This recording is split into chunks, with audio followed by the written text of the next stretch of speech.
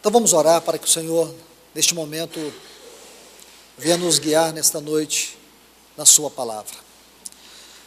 Pai, no grande nome do teu eterno e grandioso Filho Jesus, pedimos ao Senhor da tua graça, da tua infinita sabedoria, para que venhamos aqui, mais uma vez, meditar na tua palavra. Que teu Espírito Santo tenha liberdade nesta noite, aqui neste lugar. Senhor, nos encoraje a cada dia a avançar, estudando esta gloriosa epístola. Abra nossa mente, abra o nosso entendimento. Nós não queremos apenas ter conhecimento, nós queremos ter vida. Porque nós sabemos do poder poderoso que há nesta palavra viva, neste Logos. E o que nós queremos tocar é este Logos, queremos tocar a tua mente, a tua expressão, a tua verdade, o teu caráter, a substância da substância divina. É isso que nós desejamos tocar na tua palavra. Queremos estudar a tua palavra para ter experiência com o Senhor. Em nome do teu eterno e glorioso Filho Jesus. Amém. Graças ao Senhor. Meus irmãos e irmãs, vamos hoje estudar o primeiro capítulo de 1 Timóteo. Uma das coisas muito importantes, e vocês vão ver no material didático de vocês aí, é que esse capítulo já está dividido. Isso é muito importante para que nós compreendamos que todos os capítulos da Bíblia, eles estão divididos. Essas divisões, elas não existem de forma aleatória. Existe um propósito divino, porque cada capítulo da Bíblia está dividido. À medida que você vê essas divisões, você pode perceber que cada divisão trata de um tema. Às vezes o capítulo, ele traz um assunto. Ele é sempre visto do ponto de vista doutrinário. Então, quando você lê o capítulo 1, qual é o assunto que ele trata? Então, este assunto é sempre do ponto de vista doutrinário. Os temas, eles existem nesses capítulos, eles podem ser variados, mas todos os temas correspondem ao assunto. Isso é muito importante. Então, vamos compreender um pouco sobre este versículo primeiro. Vamos ler apenas o versículo primeiro. Paulo, apóstolo de Cristo Jesus, pelo mandato de Deus, nosso Senhor, e de Cristo Jesus, nossa esperança. Hoje nós vamos estudar apenas este texto. Mas antes de estudar, eu quero que vocês anotem algumas questões muito importantes acerca desta epístola. Este vai ser o texto que nós vamos estudar nesta aula de hoje. Mas eu quero que vocês conheçam um pouco sobre a estrutura destas epístolas pastorais. Se possível for, é importante que vocês copiem todas essas informações. Porque quando você estuda essas epístolas, vocês vão perceber que existe um peso dos vocabulários nessas epístolas que nós não vamos encontrar em outras. Muitos estudiosos duvidavam da autenticidade da autoria de Paulo, por causa desta grande quantidade de palavras, de termos, que Paulo não usou em outros livros ou em outras cartas. Então, quando você estuda essas três cartas, 1 e 2 Timóteo e Tito, você vai descobrir que existem 902 palavras que formam toda a base textual destas epístolas.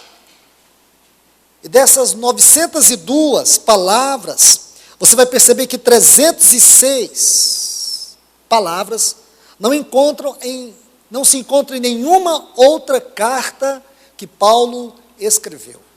Isso é um ponto muito importante. E 175 não existe em nenhum outro livro do Novo Testamento. Então, coloque isso aí porque é muito importante. 902 palavras formam toda a base das cartas pastorais.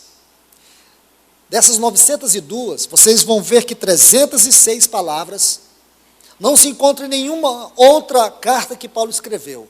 E 175 não existe em nenhum outro livro do Novo Testamento. Outro ponto importante que nós temos que nos dar conta é da data que foi escrita essa epístola.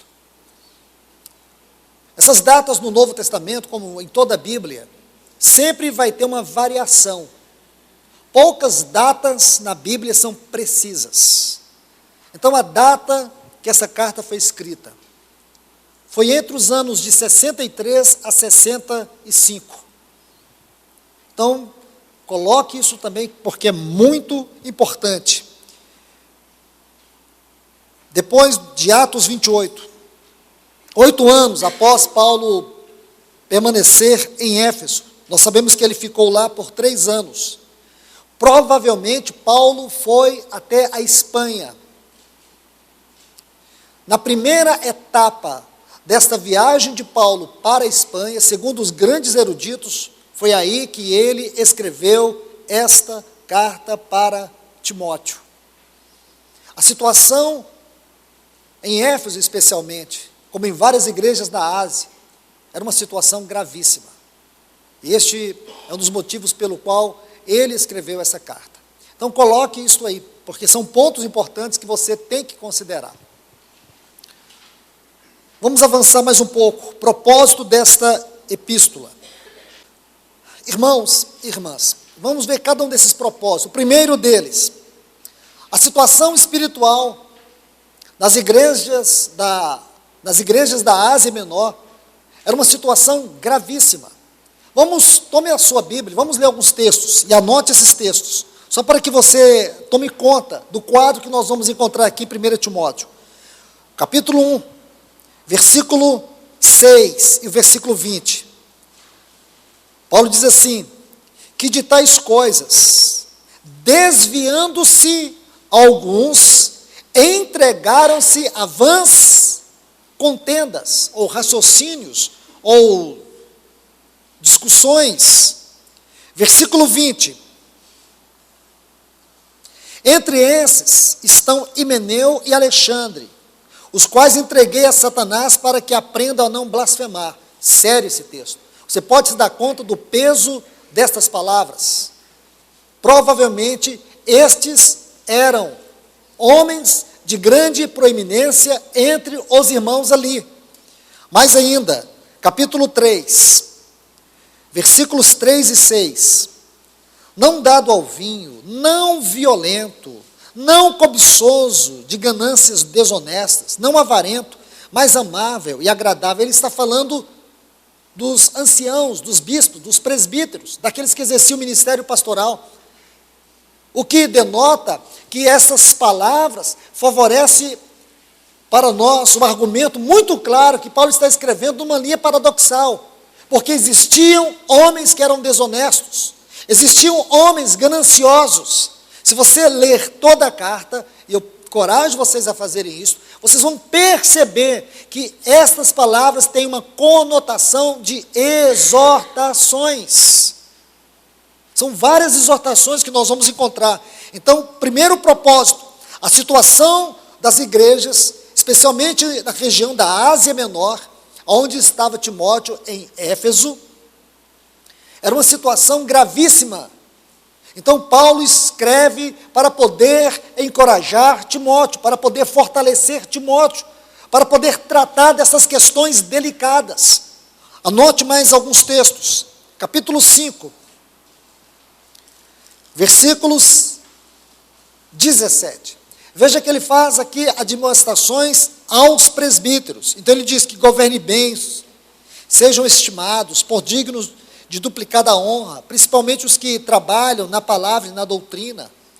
Porque diz a Escritura, não ligarás a boca ao boi que debulha, digno é o trabalhador do seu salário. Não aceites acusação contra o presbítero, a não ser com base em 2 ou 3 testemunhas. Aos que persistem em pecar, repreende-os na presença de todos, para que os outros tenham temor. Conjuro-te, diante de Deus e do Senhor Jesus Cristo e dos seus anjos escolhidos, que guardes estas coisas, sem prejuízos, nada fazendo por parcialidade. Não imponhas precipitadamente as mãos a ninguém, nem participes dos pecados alheios. Conserva-te puro. Não bebas somente água, mas usa um pouco de vinho por causa do teu estômago e de tuas frequentes enfermidades. Aos pecados de alguns homens são manifestos, antes que eles venham a juízo, mas outros manifestam-se depois. Assim mesmo também, as boas obras são manifestas, e as que são de outra maneira não podem permanecer ocultas. Se você ler esses textos, você vai perceber que a tônica ainda é de exortação. E ele tem aqui uma visão paradoxal, o que significava que, se por um lado ele estava falando para um presbítero numa localidade, dando diretrizes quanto ao caráter dos presbíteros, o que significava, se você voltar desde os versículos iniciais que nós começamos a ler, nesse ponto, é que haviam falsos presbíteros, haviam aqueles que não eram puros, não eram verdadeiros. Então, irmãos, isso só não nos basta, a gente precisa avançar mais para poder entender o propósito. Então, Paulo escreveu esta carta com o propósito de mostrar para Timóteo a gravidade da situação. Havia mais ainda. Anote, alguns destes que nós vemos que eram homens de extraordinária proeminência no encargo, na envergadura do exercício do ministério cristão, eles haviam pervertido o verdadeiro caráter daquilo que era o ministério, que era o serviço ao Senhor. E esta é a razão desta epístola, para corrigir isto, para que os falsos obreiros, para que os falsos servos de Deus não viessem a usurpar do encargo para poder perverter o caráter e a vida prática da igreja. Este é um dos propósitos pelo qual Paulo escreve para Timóteo. Há um detalhe, grande parte dos estudiosos afirmam que Timóteo era um homem muito tímido. Timóteo era muito tímido. Os grandes estudiosos afirmam isto. Ele era tímido. Quando ele recebeu essa carta, ele tinha 40 anos. Era considerado até um jovem, especialmente quanto à responsabilidade que ele tinha. Vamos para mais um propósito. Então, guarde isso, fortalecer Timóteo em relação à gravidade do tempo que ele estava vivendo. Segundo, fortalecer Timóteo, lembrando ele do dom que ele havia recebido da parte do Senhor. Vamos anotar um texto. 1 Timóteo capítulo 4, versículo 14. Anote esse texto. Paulo escreve para dizer para ele: não despreze o dom que há em ti, que te foi dado por profecia com a imposição de mão do presbitério. 1 Timóteo 4,14. Esse é um dos propósitos, para que ele não desprezasse, para que ele não recuasse, para que ele não se intimidasse pelo dom que ele havia recebido do Senhor. Vamos mais ainda. Alguns pontos que esboçam o propósito dessa carta. Paulo escreveu a Timóteo também com o propósito de orientá-lo com respeito do nevrálgico conflito doutrinário que havia naquele tempo. Este era um ponto delicado pelo qual Paulo estava escrevendo essa carta. Muitos ensinos heréticos, danosos, haviam se difundido no meio da igreja, trazendo uma perversão total quanto ao caráter daquilo que era a igreja, daquilo que era o ministério, daquilo que era a obra de Cristo, daquilo que era a pessoa de Cristo. Vamos ler alguns textos. Anote esses textos. Veja aqui o capítulo 1, versículo 3. Observe algo muito interessante aqui. E diz: como te roguei, quando parti para a Macedônia, que ficasses em Éfeso, para advertires alguns que não ensine, olha essa frase, não ensine outra doutrina. Guarde esse texto. Por favor, eu encorajo vocês a colocarem sempre ao lado desses textos, esses outros textos que eu vou citando, porque toda vez que você abrir sua Bíblia e ler esse texto, você vai ver ao lado dele o texto que corresponde a ele. Então, por favor, olha o que ele diz, te roguei. Irmãos, olha esta palavra. Essa palavra vem de um vocábulo grego, parakaleo. Esta é uma palavra que ela tem um sentido muito amplo no Novo Testamento. O sentido desta palavra é uma convocação, é um chamamento, é um rogo. Então deixa eu explicar algo para vocês. Não é uma palavra simples, esta é uma palavra profunda.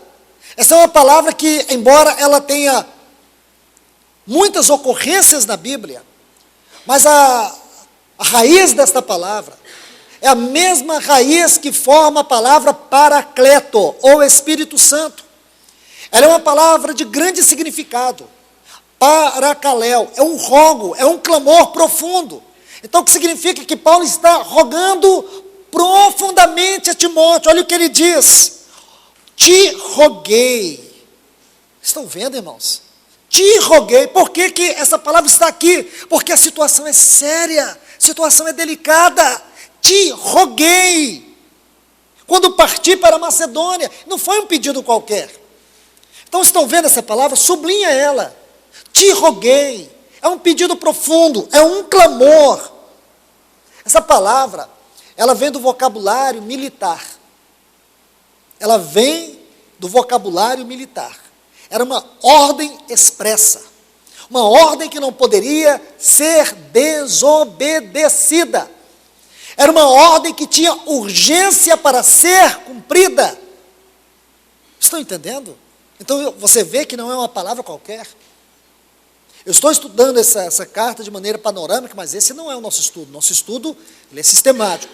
Então a gente ainda vai passar por esses textos, vamos ganhar muito mais tempo nesses textos, mas vocês só estão na introdução. Eu quero que vocês observem esta palavra. Vocês vão passar por esse texto novamente, mas agora eu quero que vocês olhem ele. Te roguei. É um clamor profundo. É uma palavra que tem suas raízes no vocabulário militar. É uma ordem direta, expressa. Não que Paulo está se impondo. Você sabe que não é isso. Paulo não está se impondo sobre Timóteo. Mas o Espírito Santo está mostrando para nós o caráter, a natureza deste rogar. Porque era uma questão de extrema urgência. A situação era delicada. Timóteo não podia falhar. Então quando Paulo partiu para a Macedônia, ele disse para Timóteo, eu te roguei para advertir alguns que não ensine outra. Irmãos, existe a outra doutrina, existe a doutrina, existe outra e outras doutrinas. Nós não podemos ter outras doutrinas. Essa carta é escrita para nos advertir quanto ao caráter e à natureza destas outras doutrinas. Existem muitas pessoas ensinando outras doutrinas acerca de Cristo, acerca da sua pessoa e obra, acerca do Espírito Santo, acerca da igreja, acerca da cruz, acerca da eternidade, acerca de Deus, acerca da triunidade divina. Existem tantas outras doutrinas. Mas, irmãos, o Senhor quer nos levar à doutrina. É a doutrina. Então ele diz, certas pessoas a fim de que não ensinem outra doutrina. Outro texto que você vai colocar paralelamente a este, é o versículo 10, deste mesmo capítulo. Você vê aqui o conflito doutrinário que estava se difundindo nas igrejas, para os fornicadores, para os sodomitas, para os sequestradores, para os mentirosos e perjuros, e para qualquer outra coisa que se oponha, olha essa frase, qualquer outra coisa que se oponha à sã doutrina. Então vocês estão vendo, Paulo está escrevendo para Timóteo acerca do grande conflito doutrinário que havia. Haviam situações, haviam ensinos, haviam práticas que estavam se opondo à sã doutrina. Olha essa palavra, se opõe. O sentido dela no grego é ser totalmente contra. Ser totalmente contra, ser adverso. Só ocorre 2 vezes nessa epístola. Vou pegar o outro texto, onde ocorre essa palavra se opõe. Você vai anotar aí, está vendo onde se opõe? Você vai colocar um texto aí para você saber. Vem comigo aqui no capítulo 5, versículo 14. Quero, pois, que as viúvas jovens se casem, gerem filhos, governem sua casa, e não deem, olha essa palavra, adversário. Sabe essa palavra adversário? É a mesma palavra opõe. Estão vendo aí? A mesma palavra opõe, capítulo 1, versículo 10, se opõe. A mesma palavra você vai agora encontrar no capítulo 5 e o versículo 14, adversário. Então, esta oposição que estava contra a sã doutrina era o próprio adversário, era o próprio Satanás se opondo à sã doutrina, porque Satanás sabe muito bem que se a igreja se desviar na sã doutrina, ela se torna um campo fértil para ele roubar o lugar de Cristo, a realidade daquilo que é Cristo. Ele pode perverter a natureza da pessoa e da obra de Cristo. E nós podemos andar guiados por uma falsa doutrina, falsos ensinos, e não percebermos, irmãos. Porque Satanás fará de tudo para confirmar o falso ensino, a falsa doutrina. Ele movimentará todo o inferno. Ele andará de mãos dadas conosco, para que o falso ensino e para que a falsa doutrina sempre prevaleça e seja algo que nós até mesmo amemos. Mas que o Senhor nos livre, que o Senhor nos livre de viver um evangelho que se opõe ao verdadeiro evangelho. Uma outra doutrina que se opõe à sã doutrina. Um pseudo-evangelho que se opõe ao evangelho. Outro texto que eu quero que vocês vejam. Vamos lá. Capítulo 4, versículo 6.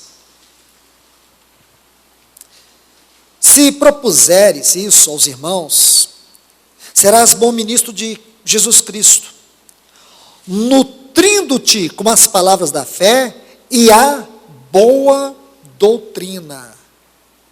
Olha que coisa interessante. Essa palavra boa, aqui neste texto, é o termo kalos, excelente, magnífico, insuperável. Sabe o que ele quer dizer? A insuperável doutrina. A excelente doutrina. Observe essa palavra. O termo aqui é proveitoso, é magnífico. A magnífica doutrina. Veja que ênfase tem nessa palavra boa. Não é uma palavra qualquer. Essa palavra no português não traduz o verdadeiro sentido da palavra no original. Aqui Paulo coloca a doutrina num pilar muito alto. Ele está falando da doutrina no sentido mais magnífico, mais excelente. A excelente doutrina, a magnífica doutrina, a extraordinária e proveitosa doutrina. Olha esse texto mais uma vez. Expondo estas coisas aos irmãos, serás bom ministro de Cristo Jesus, alimentando com as palavras da fé e da boa doutrina que tem seguido. Irmãos, nós não podemos olhar para essa carta e não ver esses pontos. Paulo escreveu justamente para corrigir todos os desvios da fé, todas as perversões doutrinárias, para mostrar para Timóteo que havia a magnífica, a excelente, a proveitosa doutrina. E em contraste, havia um pseudo-evangelho, uma pseudo-doutrina que não edificava o corpo de Cristo. Ainda no capítulo 4, versículo 16, ele diz assim, olha essa palavra, cuidado. O termo aqui no original é conferir cuidadosamente. Escreva isso. Então essa palavra cuidado, qual o sentido dessa palavra? Conferir cuidadosamente. Tenha cuidado, Timóteo, venha você conferir com todo zelo, com todo cuidado. Tenha você uma absoluta observação sobre você mesmo. Seja zeloso com você mesmo. Esse é o sentido da palavra. Tenha cuidado. Seja cuidadoso com você mesmo e com a doutrina. Continua nesses deveres, porque fazendo assim, olha esse outro vocábulo, salvarás. Essa palavra salvarás, o sentido aqui não é soteria. Soteria é a salvação no seu sentido objetivo. Aqui é sozo. O termo aqui é de libertação, é de proteger da destruição. O sentido aqui é justamente este: salvarás. Se você cuidar de você, ser cuidadoso, se você for minucioso no cuidado a si mesmo e da doutrina, você vai salvar, você vai evitar que pessoas sejam destruídas. Estão vendo? Percebam, irmãos, a tônica de todos estes textos, de todas estas palavras. Vamos para mais um ponto que descreve para nós o objetivo de Paulo ter escrito esta carta para Timóteo. Tenta fazer um esboço aí, na contracapa da sua apostila. Paulo escreveu também para fornecer princípios, diretrizes do serviço ao Senhor, como também do culto espiritual. Do serviço e do culto ao Senhor. Se você pegar aqui 1 Timóteo, capítulo 3, a partir do versículo 2, ele vai dizer: necessário, pois, que o bispo seja irrepreensível, marido de apenas uma mulher, 1 Timóteo 3, 2, sóbrio, prudente, organizado, hospitaleiro, apto a ensinar, não dado ao vinho, não violento, não cobiçoso de ganâncias desonestas, não avarento, mas amável e agradável, que governe bem a própria casa, que tenha seus filhos em sujeição, com toda dignidade, pois quem não sabe governar a própria casa, como cuidará da igreja de Deus? Não neófito, não seja que, envaidecendo-se, caia na condenação do diabo, deve ter bom testemunho dos que estão de fora, para que não caia no descrédito e no laço do diabo. Aí versículo 8, da mesma sorte, os diáconos, estão vendo? Devem ser pessoas respeitáveis, sem falsidade de palavra, não dada a muito vinho, não cobiçosos de ganâncias desonestas, e por aí vai. O que Paulo está fazendo aqui? Ele está simplesmente mostrando para nós o verdadeiro caráter, as verdadeiras diretrizes para o ministério cristão, que deve ser o ministério, o serviço ao Senhor dentro de uma localidade.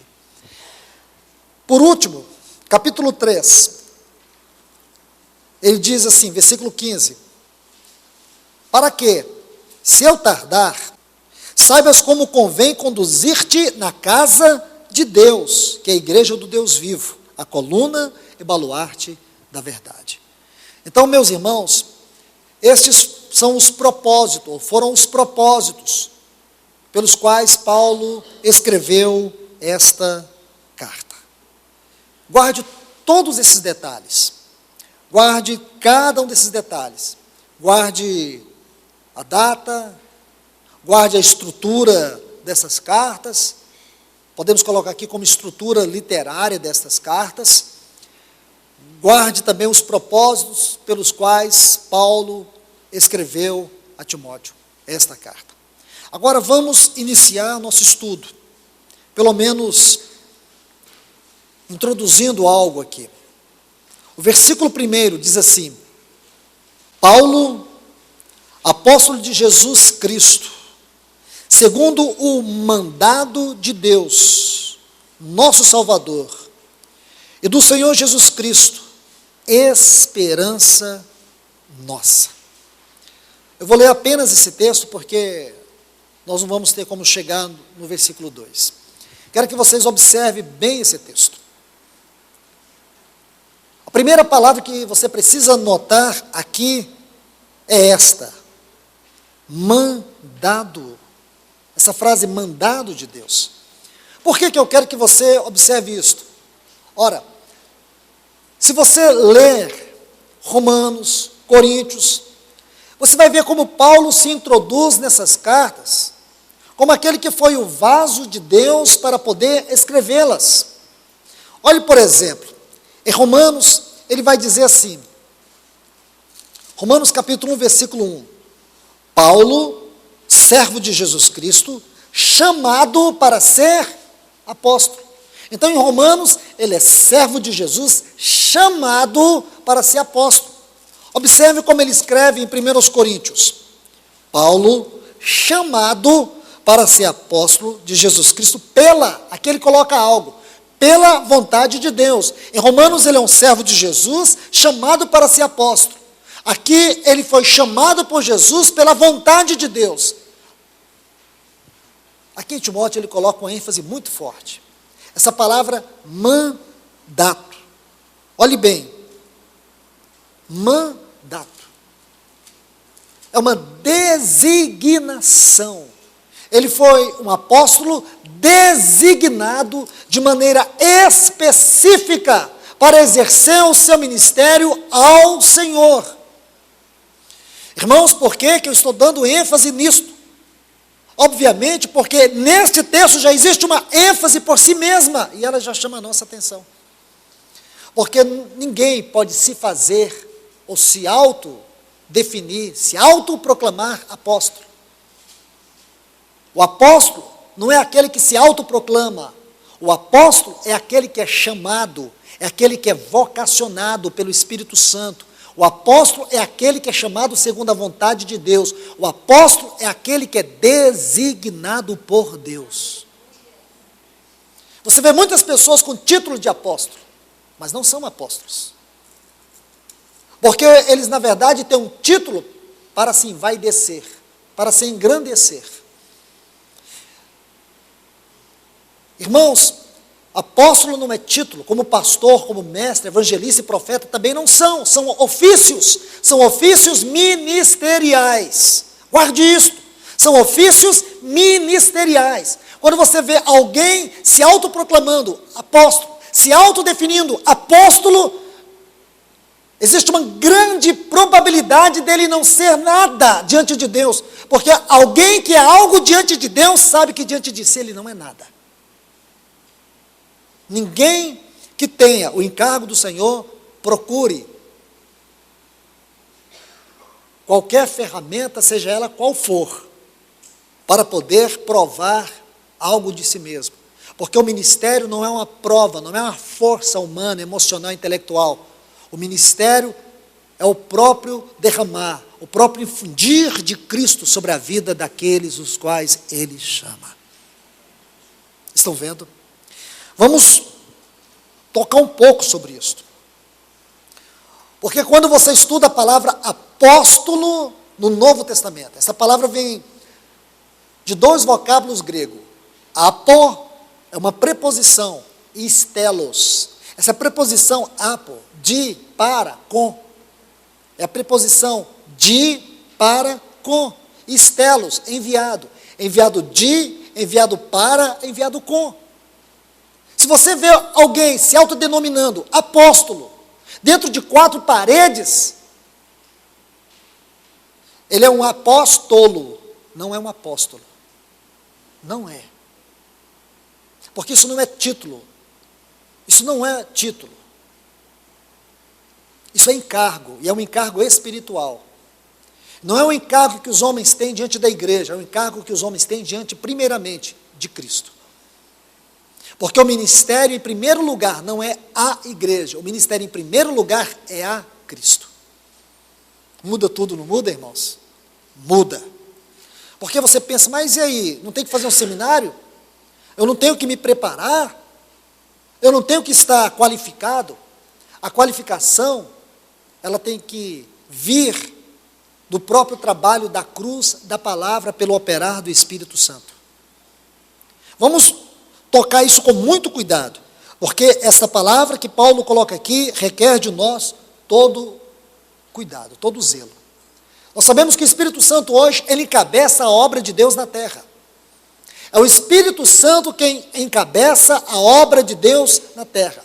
Então vocês precisam saber duas coisas: a esfera da igreja local e a esfera da obra.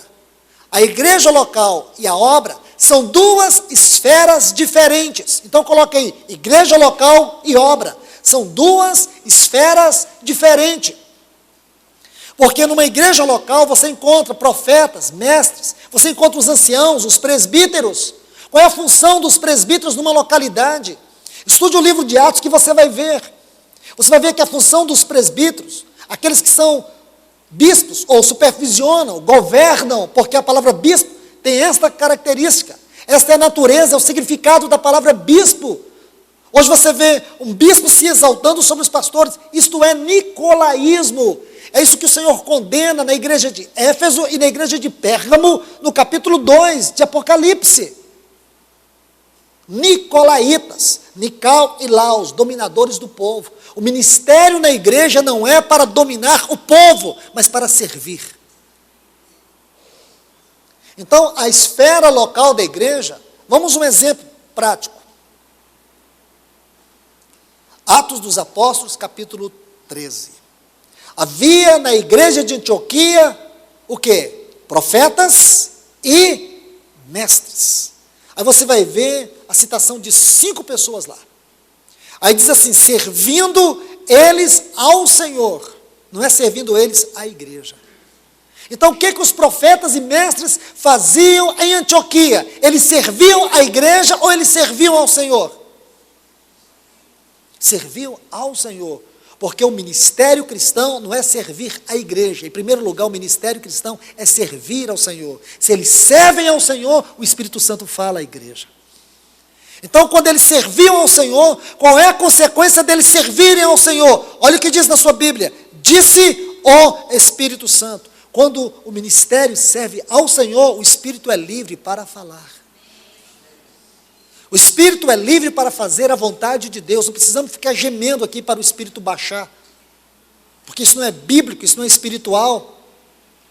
Espiritualismo não é espiritualidade. Então observe como as coisas estão na Bíblia. Disse o Espírito Santo, separai-me, mas não é separar para a igreja, para a obra. Não, separai-me, primeiro me. Vê se está assim na sua Bíblia. Separai-me a Barnabé e a Saulo para. O para vem depois do Espírito Santo. Hoje as pessoas separam para. O Espírito Santo é colocado de lado. Sabe por que ele é colocado de lado? Porque não é ele quem separa. Porque nós separamos de acordo com as necessidades que temos. Estamos precisando de um funcionário para ensinar. Estamos precisando de um funcionário para abrir um local, mais uma filial. Estamos precisando de um funcionário para poder ensinar, para pregar. Então nós estamos criando, são funcionários para uma religião que tem como único propósito engrandecer o homem, seus ensinos, seu pensamento, seu caráter. É isso que Paulo está condenando nessa primeira carta a Timóteo. Esses foram os desvios da igreja. A igreja se tornou o que ela tem sido hoje por causa desses desvios. Isto é a sã doutrina, irmãos. Nós precisamos entender o que é esta sã doutrina. Isso aqui é sã doutrina. Isso aqui não é o outro evangelho. Porque o ministério, ele era estritamente espiritual. Ele não era profissional. Hoje ele se tornou profissional e deixou de ser espiritual.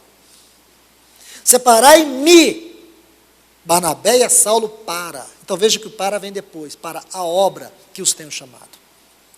Então você vê que a obra é a esfera dos apóstolos. Mas irmãos, escute, quando Paulo chegava numa localidade, ele dizia assim para os irmãos, irmãos, aqui chegou o apóstolo Paulo. Qual que é a função do apóstolo? Alguns dizem que a função do apóstolo é fundar a igreja. Você pode até criar imaginações com a palavra de Deus, que você não tem é subsídio doutrinário, para fazer a exposição. Se Paulo estava lá com os irmãos em Antioquia, ele devia ser um profeta ou um mestre. Profeta e mestre. E estes são homens que estão em cargo da palavra. E Paulo era um homem que tinha encargo da palavra. Apóstolo é unicamente o caráter daquele que é enviado. Estão entendendo, irmãos? Então o que é o apóstolo? Apóstolo é o caráter daquele que é enviado. Ninguém pode chegar numa localidade e dizer, eu sou o apóstolo. Porque não é apóstolo coisa nenhuma. Ou ele é profeta, ou ele é mestre. Estão entendendo? Isso é o que está na Bíblia. O que ultrapassa isso foi a perversão do ministério. Foi aquilo que os falsos apóstolos introduziram. Quando Paulo escreveu 1 Timóteo, se levantou um homem na história da igreja no primeiro século chamado Marcião. Ele era um presbítero, um homem respeitado. Ele se opôs o quanto pôde para desacreditar esta epístola. Mas ele era um entre os irmãos, uma pessoa respeitável. Mas foi pervertendo o seu próprio caminho, foi se afastando da verdade. E esse é o grande perigo, irmãos. Então, muito cuidado com tudo isso. Vamos colocar as coisas práticas, como elas estão na palavra de Deus. Vamos mais. A esfera do ministério do apóstolo é uma esfera extra-local. Guarde isso. Pastores e mestres, eles estão numa esfera local. Então, quando Paulo chegava numa determinada localidade, ele exercia aquele ministério que era aprovado diante dos irmãos lá na igreja de Antioquia. Ministério de ensino, ministério da palavra. Paulo sempre foi um homem chamado para o ministério da palavra. Vamos prosseguir. Observe esse texto que Paulo coloca para nós em Romanos 1:1. Queria que vocês observassem, porque ele tem algo muito especial, e eu quero chamar a atenção de vocês, para que a gente possa ver quem são, pois, os apóstolos. Romanos 1:1, ele diz assim, Paulo, servo de Jesus Cristo, chamado para apóstolo, separado para evangelho. Veja 3 palavras aqui, servo, chamado e separado. Então, em primeiro lugar, o apóstolo é um servo. Meus irmãos, irmãs, vocês conhecem o verdadeiro teor, o verdadeiro conteúdo desta palavra servo? Talvez para nós, hoje aqui, não é o mesmo conteúdo que tinha no tempo de Paulo. Porque naquele tempo, havia os escravos. Havia aquelas pessoas que só tinham um direito. Sabe qual era o único direito de um escravo? Não ter direito. Essa palavra aqui é doulos, um escravo.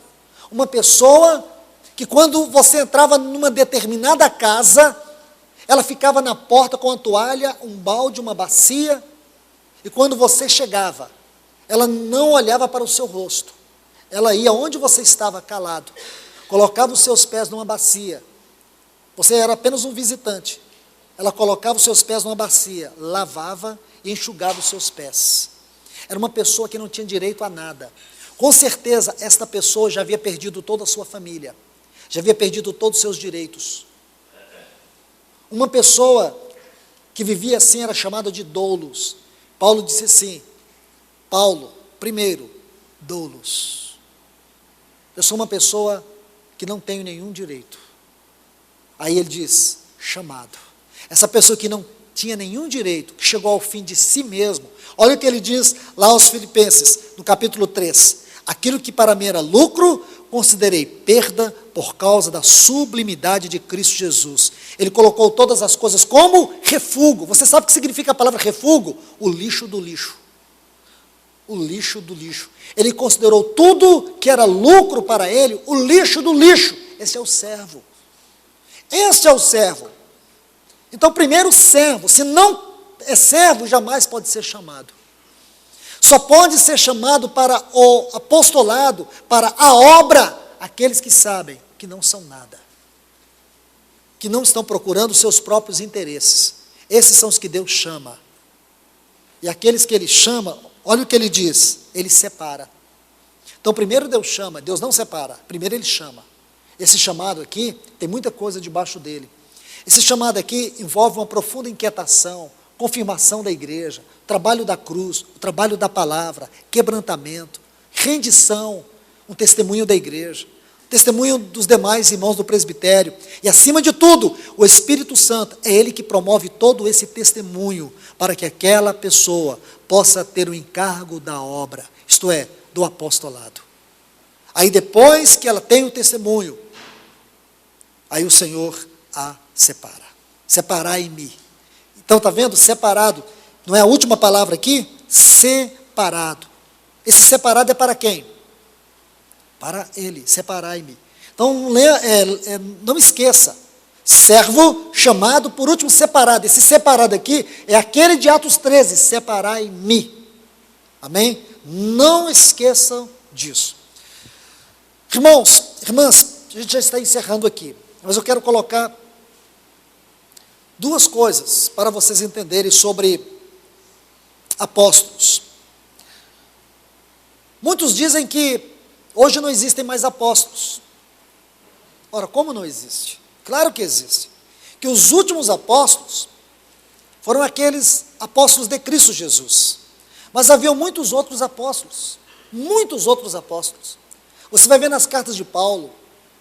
Se você pegar o termo, como está lá no original, e você fizer um passeio, quando vocês aprenderem a usar as ferramentas, vocês vão ver quantos apóstolos haviam. Então, observe, aqueles apóstolos, aqueles 12 primeiros, depois Judas se perdeu, eles foram chamados de testemunhas da ressurreição. Há uma grande diferença, testemunhas da ressurreição. Vamos para Atos, capítulo 1, só para vocês guardarem esse texto, porque eu creio ser muito importante. Há uma diferença desses apóstolos e daqueles de Efésios 4:11. Ele concedeu uns para apóstolos, profetas, evangelistas, pastores e mestres. Há uma diferença. Esses aqui são testemunhas da ressurreição de Cristo. Atos capítulo 1, versículos 22 e 26.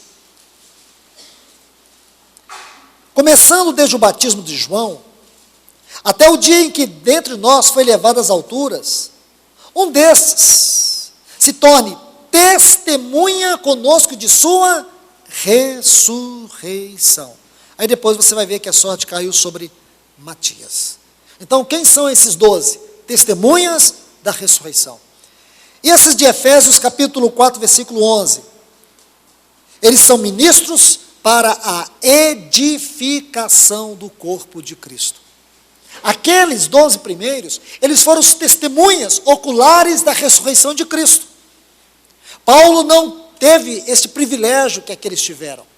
Mas, quanto ao caráter e serviço do exercício ministerial, em nada você pode dizer que um é inferior ao outro. Nada, porque a Bíblia não coloca isso, o Espírito Santo não dá ênfase a isso, mas apenas uma questão didática.